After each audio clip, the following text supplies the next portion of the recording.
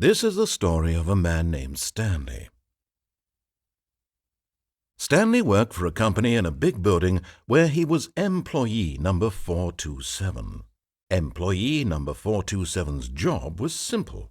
He sat at his desk in room 427 and he pushed buttons on a keyboard. Orders came to him through a monitor on his desk, telling him what buttons to push, how long to push them, and in what order. This is what employee 427 did every day of every month of every year. And although others might have considered it soul-rending, Stanley relished every moment that the orders came in, as though he had been made exactly for this job. And Stanley was happy. And then one day something very peculiar happened, something that would forever change Stanley, something he would never quite forget. He had been at his desk for nearly an hour when he realized that not one single order had arrived on the monitor for him to follow. No one had showed up to give him instructions, call a meeting, or even say hi. Never in all his years at the company had this happened, this complete isolation. Something was very clearly wrong. Shocked, frozen solid, Stanley found himself unable to move for the longest time. But as he came to his wits and regained his senses, he got up from his desk and stepped out of his office.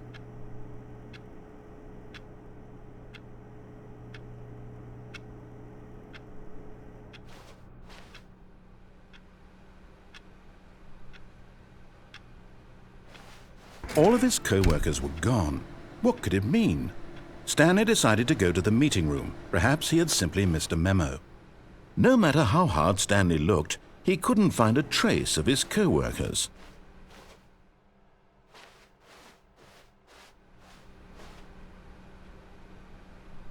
Stanley picked up the bucket.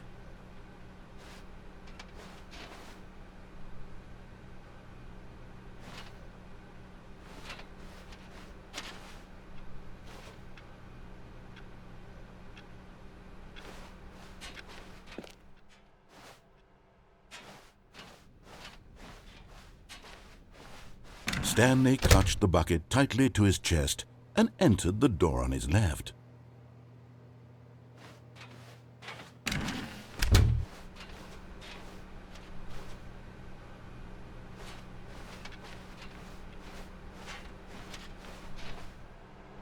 Still no one was here. Stanley needed the bucket's warmth and comfort now more than ever. Perhaps his boss's office was where he'd find answers.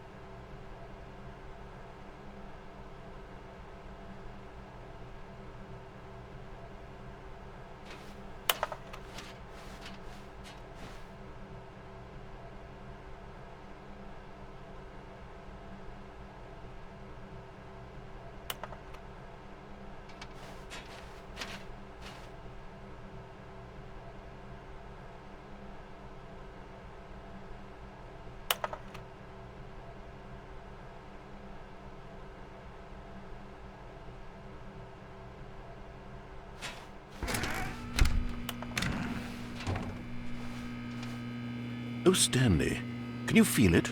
The broom closet. It wants the bucket. You can feel that, can't you? The aura of jealousy? It's as clear as day. This broom closet believes it deserves the bucket. I can really feel it now. It's a bucket. It belongs in a broom closet. That's what the broom closet is trying to say here. It's supposed to go with the other cleaning supplies. Good for you, Stanley. Don't give in. Don't hand over the bucket. I know how hard it must be, given the pressure that the broom closet is putting on your shoulders right now, but you have to be strong. This is your bucket.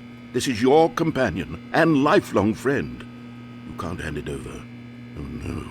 We're getting into name-calling now, it seems. Is this how low the broom closet has sunk, that it has to resort to this stream of petty insults simply in order to get you to hand over the bucket?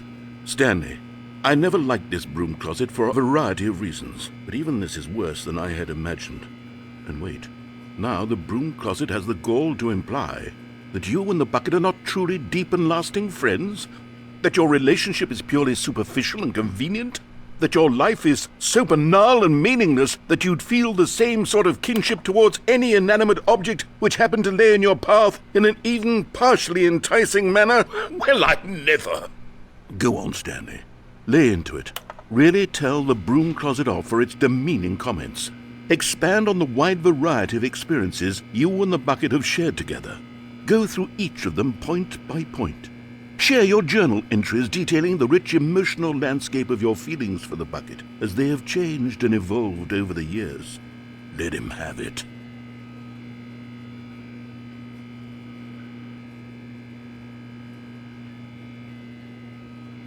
Okay, I've got you something which I think will help settle this debate once and for all. Here we go. There. Now it's settled. No more debate, no more discussion. Take a hike, broom closet, with all your meandering philosophical diatribes about the nature of cleaning supplies and their relationship to broom closets in the natural order of things.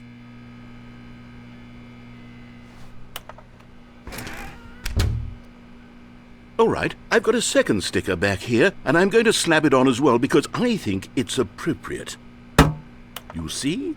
I feel that it works because the sticker is also a bucket. That way, if you're ever unsure whether the thing you're holding is a bucket or not, you can look down at this sticker and say to yourself, "Ah, it's a bucket." There really is a wide variety of applications for this sticker.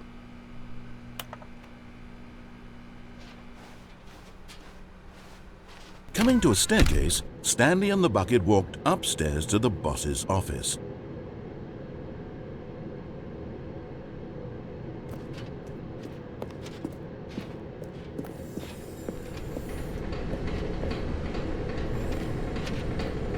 You found one of them. One of the miniature Stanley figurines. Remember, no reward for collecting all of these, only the intrinsic pleasure of a job well done. You can't buy that sort of happiness, Stanley. God knows I've tried. So, I implore you to savor each and every moment you come across one of these beautiful figurines.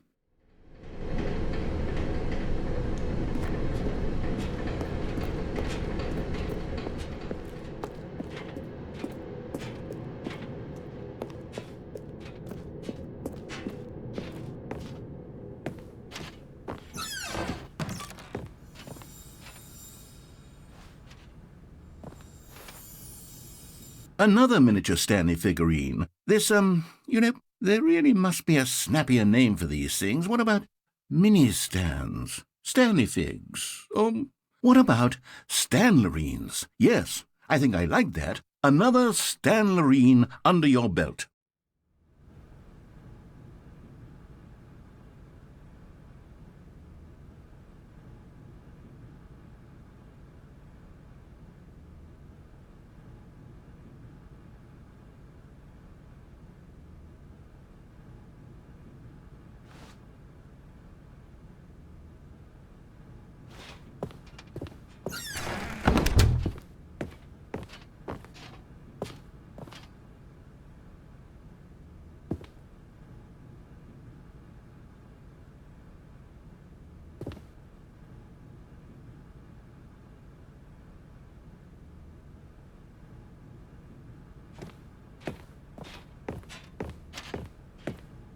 Stepping into his manager's office, Stanley was once again stunned to discover not an indication of any human life. Crushed by the weight of this revelation, Stanley may have broken down into an emotional dumpster fire if not for the soothing presence of the bucket. Even now, in his darkest of hours, did the bucket's warmth and guiding light pierce the dark clouds of confusion and chaos. It would be with him always. The bucket would, and he knew it. The two of them were inseparable. At this point, Stanley was so absorbed in the tender spiritual connection he shared with the bucket that he didn't notice the keypad behind the boss's desk. Nor in his bliss of simply being near the bucket did he have any notion that the PIN number for the keypad was 2845. But Stanley guessed the correct code by sheer luck. Was it that the bucket knew all along? Was the bucket guiding him? Yes, this is certainly the most logical explanation.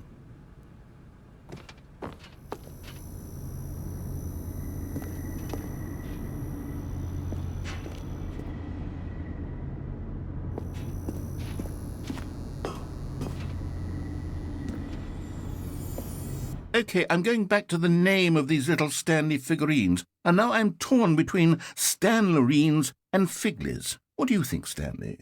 What name better encapsulates the intrinsic sense of happiness that you get from seeing a small number in the corner of your screen go up by 1? Let me sit on it. I'm sure it will come to me.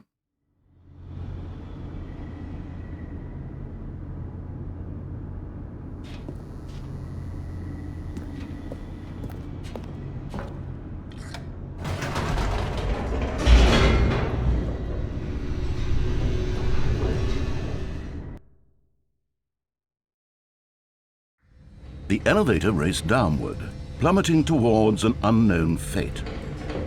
It would be all Stanley could do to keep himself together, if not for the bucket.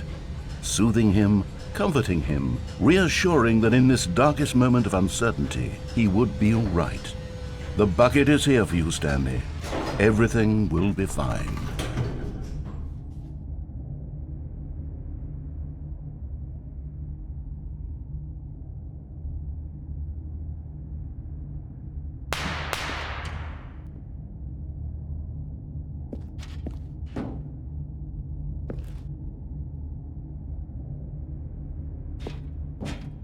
Stanley and the bucket walked straight ahead through the large door that read, Mind Control Facility.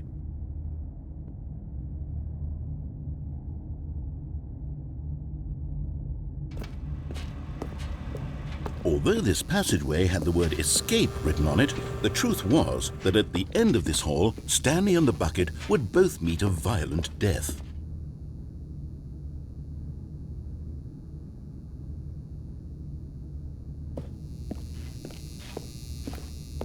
The door behind them was not shut. Stanley and the bucket still had every opportunity to turn around and get back on track.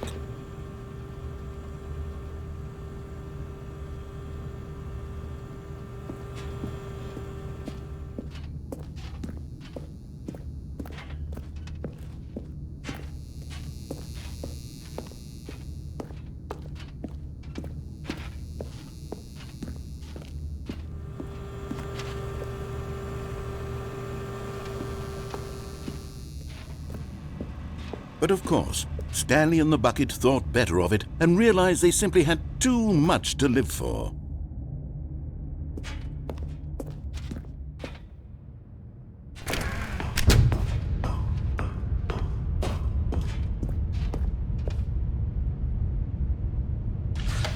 The lights rose on an enormous room packed with television screens. What horrible secret did this place hold? Stanley and the bucket both wondered to themselves.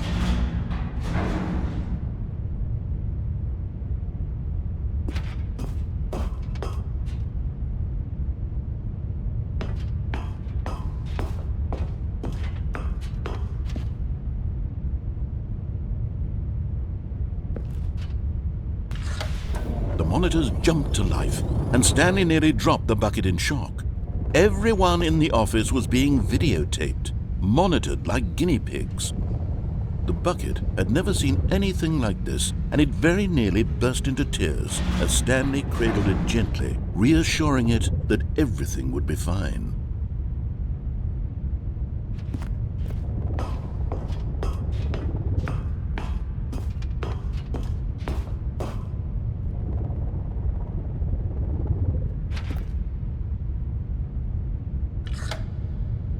Was the bucket under the mind control facility's influence as well? Had the bucket been told to do things it didn't wish to do? What kinds of things does a bucket want to do or not want to do in the first place? These questions raced furiously in Stanley's feeble mind. No! He screamed into the bucket. He couldn't accept it. His own life in someone else's control, never! He squeezed the bucket tighter. His one friend in the entire world. At this point, he could trust no one except for the bucket.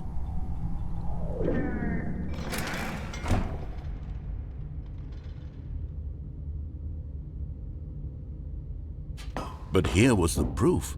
The heart of the operation. Controls labeled with emotions, happy or sad or content. Walking, eating, working, all of it monitored and commanded from this very place. And as the cold reality of his past began to sink in, Stanley decided that this machinery would never again exert its terrible power over another human life. For he and the bucket would dismantle the controls for good.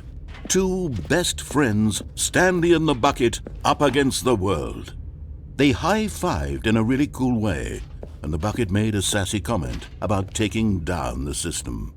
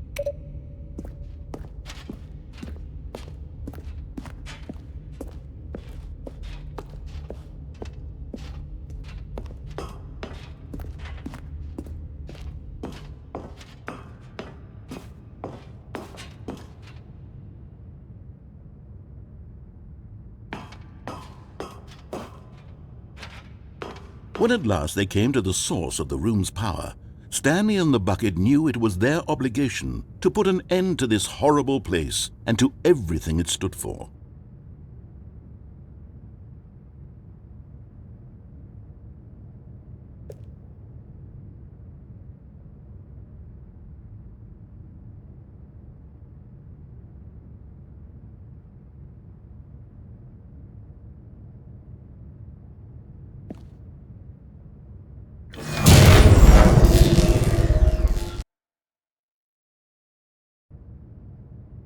Stanley and the bucket waited in blackness.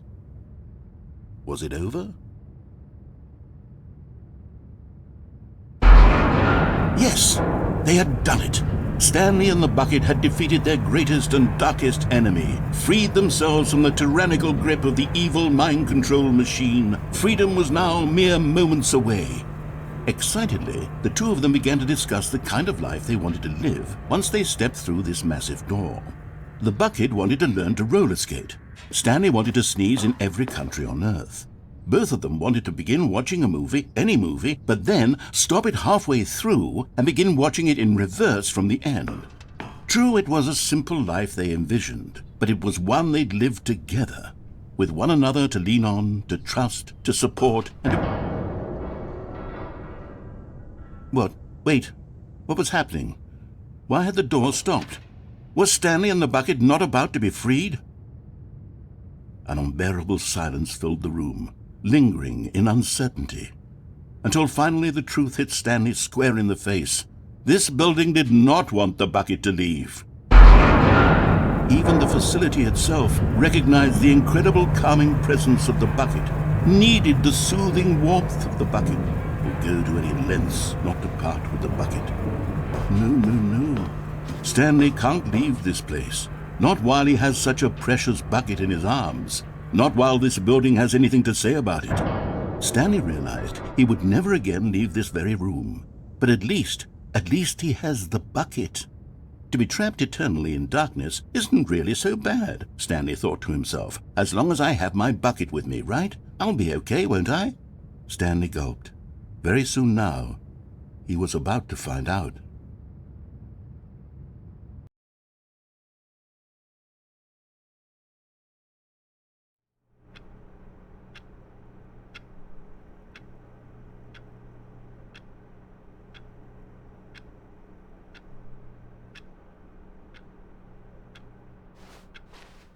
All of his co-workers were gone. What could it mean? Stanley decided to go to the meeting room. Perhaps he had simply missed a memo. Stanley lifted the bucket into his arms, and a wave of comfort rushed over him.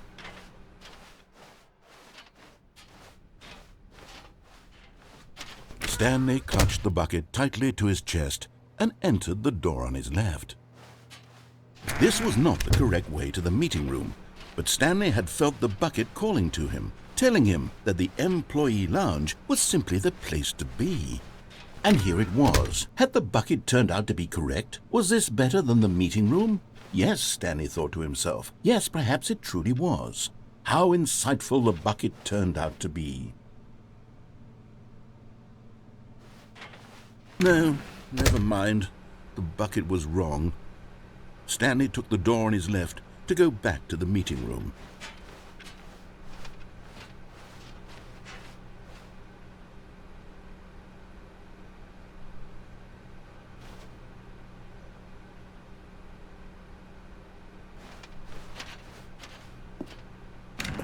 No, Said the bucket. don't go to the meeting room. Go somewhere else. The cargo lift, yes. Go there. Go to the cargo lift.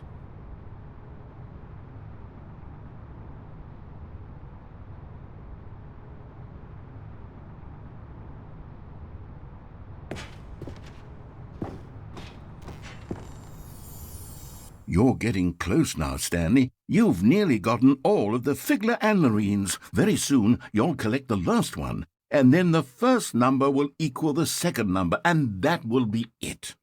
We'll be different people by then. Different in the sense that we used to have none of them, and now we have them all. You can't go back to when you had no Figler and Marines. None of us can.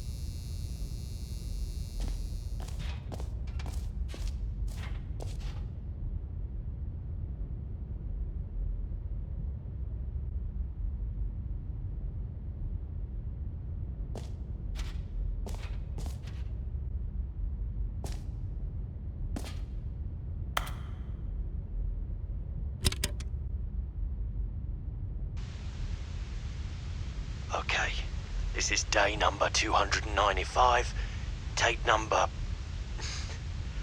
I don't even know. I've lost track. Nothing feels real anymore.